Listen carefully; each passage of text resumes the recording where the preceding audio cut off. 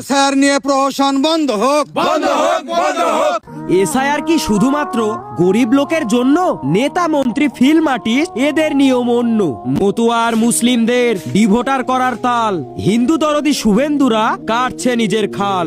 আমার যদি 6 ছেলে ভোটার লিস্টে থাকে, কমিশনের কি দরকার? ওটা নিয়ে হাকে শুভেন্দু শালা আত্মহারা।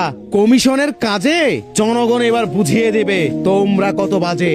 60 লক্ষ দেশপ্রেমী মুসলিম শহীদের দেশ, বিজেপিরা অচিরেই দেশটা করবে শেষ। স্বাধীনতার সময় ইংরেজদের দালাল ছিল যারা, আজকে আবার হঠাৎ করে দেশ দরদি তারা। মানা যায়? শুভেন্দু অধিকারীরা বলেছিল 1,20,00,000 নাকি মুসলমানের নাম বাদ যাবে। আমরা কি দেখলাম? বিভিন্ন মুসলমান এলাকা, মাইনরিটি এলাকা, যেখানে বেশিরভাগ মুসলিম মানুষ বসবাস করেন, 1%, 1.5%, 2% ডিলিশন হয়েছে।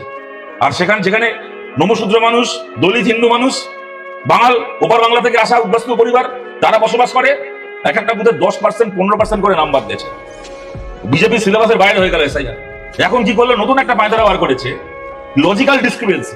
বলছে নাকি কারুর যদি 6 ছেলে মেয়ে থাকে, যদি দেখা যায় যে কারুর 6 ছেলে মেয়ে আছে, তাহলে তাদেরকে নাকি এসআইআর নাকি জিজ্ঞাসা, তাকে নাকি লজিক্যাল ডিসক্রিপেন্সি বলে তাকে নাকি হিয়ারিং এ ডাকা হবে। আমাদের দেশের প্রধানমন্ত্রী নরেন্দ্র মোদী, তারা 6 ভাই বোন, ডাকবে নরেন্দ্র মোদীর বাবার 6 ছেলে মেয়ে আছে, নরেন্দ্র মোদীকে ডাকবে লজিক্যাল ডিসক্রিপেন্সি বলে এসআইআর এর হিয়ারিং এ ডাকবে?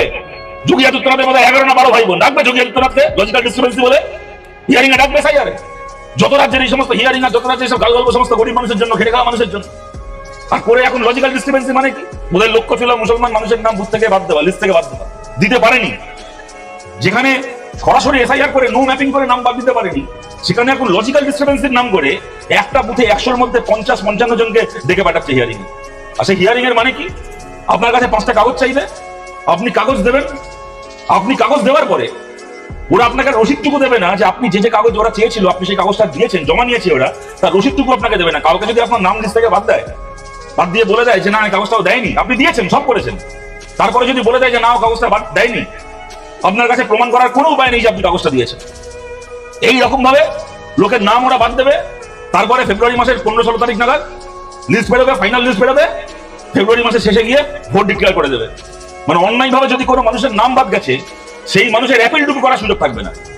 অ্যাপিল আপনি করবেন, হয়তো করবেন, পরের বার আপনার লিস্টে নাম উঠবে, কিন্তু এইবার ভোট দিতে পারবেন না।